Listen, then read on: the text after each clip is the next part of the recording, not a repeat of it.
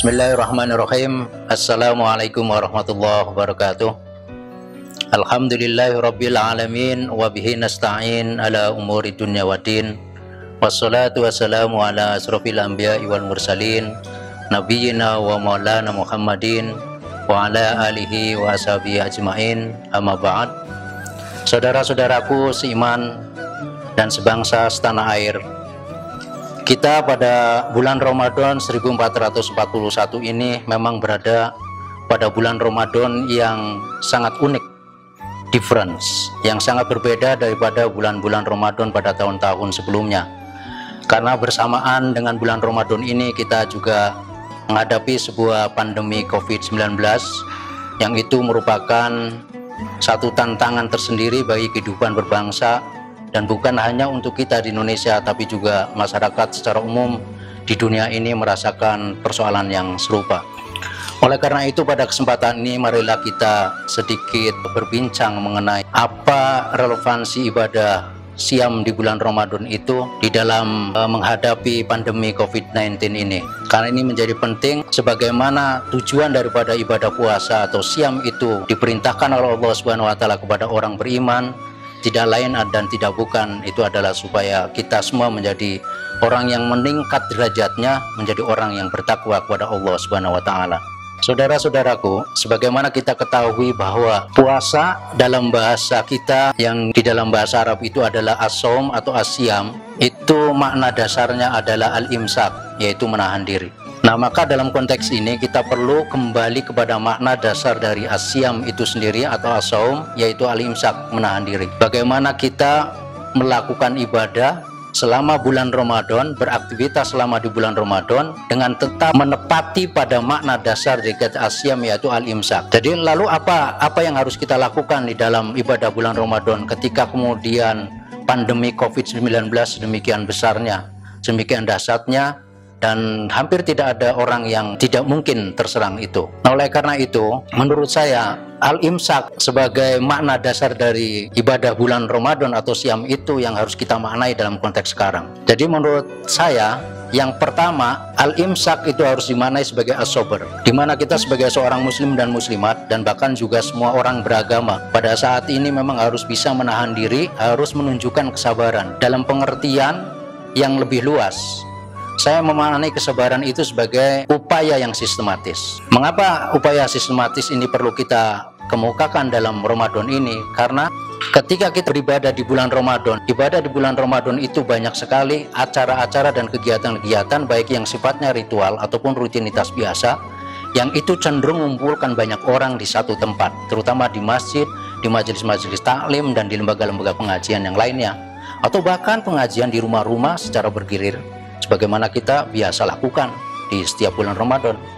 Demikian juga kita tadarus, itu mengumpulkan orang juga dan sebagainya. Nah, oleh karena itu as-sabru. Jadi bagaimana pandemi ini dihadapi dengan kekuatan kita menahan diri dengan upaya yang sistematis. Jadi menghadapi pandemi itu dengan upaya sistematis artinya apa? Setiap diri kita itu sudah dicanangkan oleh pemerintah supaya mengikuti protokol kesehatan. Jadi ada protokol kita untuk keluar rumah seperti apa, ada protokol kesehatan ketika kita masuk ke dalam rumah kita. Nah, kita harus bersabar. Jadi langkah-langkah yang sistematis yang sudah ditetapkan oleh pemerintah dan Kementerian Kesehatan itu harus kita lakukan, harus kita jalani dengan benar. Jadi itulah bersabar. Memang saatnya saat ini kita tidak bisa melakukan banyak aktivitas, tapi memang itulah kesabaran kita betul-betul diuji di dalam bulan Ramadan ini. Jadi bagaimana kemudian kita merasa cukup untuk beribadah hanya di rumah, ibadah dilakukan secara berjamaah dengan anggota keluarga. Demikian juga tadarus cukup, harus merasa cukup kita lakukan berada di rumah dan disemak oleh anggota keluarga kita sendiri. Juga banyak aktivitas lain yang mengandung peribadatan itu. Bahkan termasuk kita juga hanya melakukan sholat duhur ketika di hari Jumat. Saudara-saudaraku yang seiman dan sebangsa serta setanah air yang berbahagia, sabar dalam rangka memenuhi semua protokol kesehatan menghadapi pandemi secara sistematis memang harus kita taati, tapi itu belum cukup. Harus diikuti al-imsak yang kedua, yang maknanya itu adalah al-istiqomah. Jadi bagaimana kita bisa menahan diri untuk tidak melakukan aktivitas yang melanggar protokol kesehatan secara sistematis itu, dan kita harus menjalaninya secara terus-menerus. Itu penting, sehingga kita ya setiap kali kita keluar dari rumah, kemudian kita kembali masuk ke rumah, maka yang harus kita lakukan pertama adalah wash your hand, basuh kedua tanganmu. Kalau bepergiannya agak lama, maka copot semua bajumu dan membersihkan diri. Itu semua harus dilakukan secara istiqomah. Tidak mungkin kita akan berhasil menghadapi pandemi COVID-19 ini kalau kemudian kita, meskipun kita sudah mengikuti protokol, tapi kalau tidak diikuti secara istiqomah, secara kontinu dan secara terus-menerus sampai betul-betul pandemi ini hilang, kemungkinan kita tidak akan berhasil melewati ujian dan cobaan yang cukup besar ini. Dan kemudian yang ketiga, saudara-saudaraku sebangsa dan setanah air, yang penting juga untuk kita perhatikan di dalam ibadah Ramadan selama bulan ini, bulan suci ini, adalah bahwa kita jangan kehilangan asa. Jadi di dalam kesabaran dan kontinuitas atau konsistensi dan istiqomah kita harus tetap bertawakal kepada Allah Subhanahu wa taala. Dalam arti kita pasrah, tapi juga di dalam kepasrahan itu kita masih punya asa dan harapan bahwa pada saatnya kita akan berhasil melampaui ujian ini dan kita akan berhasil menyelesaikan ibadah Ramadan dengan paripurna dan sempurna. Oleh karena itu, bagi kita yang beriman kepada Allah dan Rasul-Nya, kesabaran dan keistiqomahan kita di dalam menjalankan protokol imsak, menahan diri sekuat mungkin apa yang bisa kita lakukan untuk tidak melakukan apa yang bisa membahayakan jiwa kita, itu harus diiringi dengan asa dan harapan bahwa Allah Subhanahu wa taala serta apa yang kita cita-citakan untuk bebas dari pandemi COVID-19 itu insya Allah akan berhasil.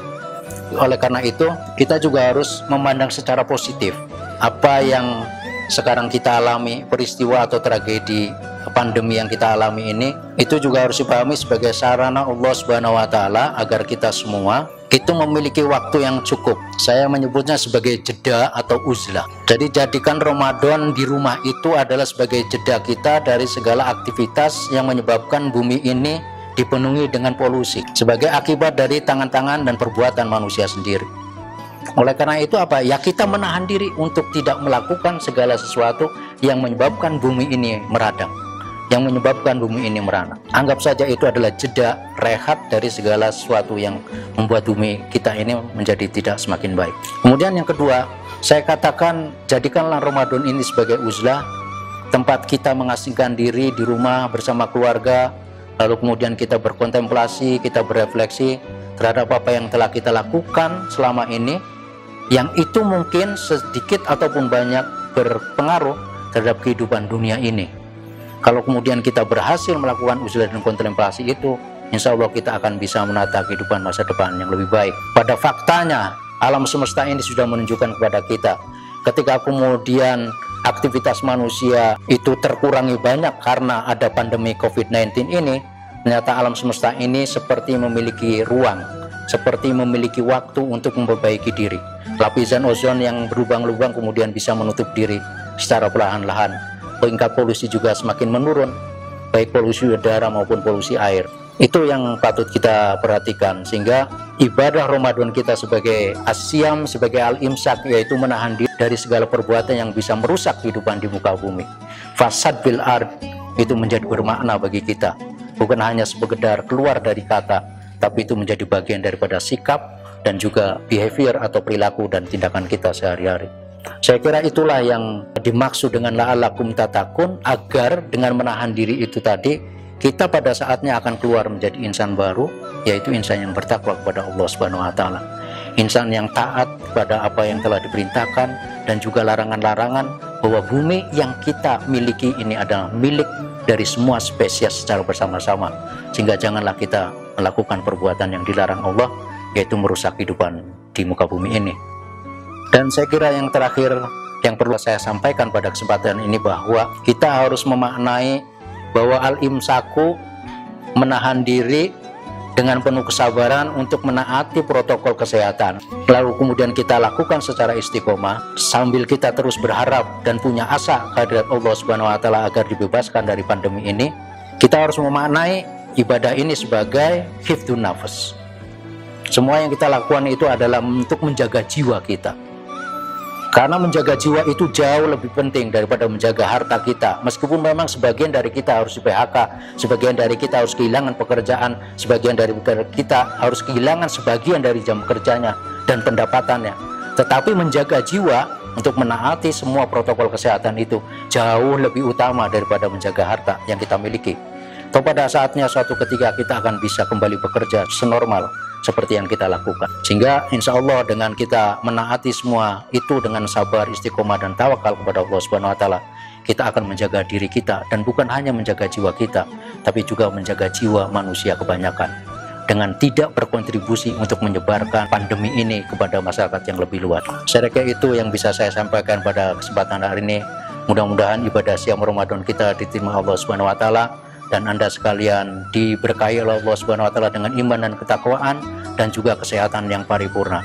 Terima kasih. Assalamualaikum warahmatullahi wabarakatuh.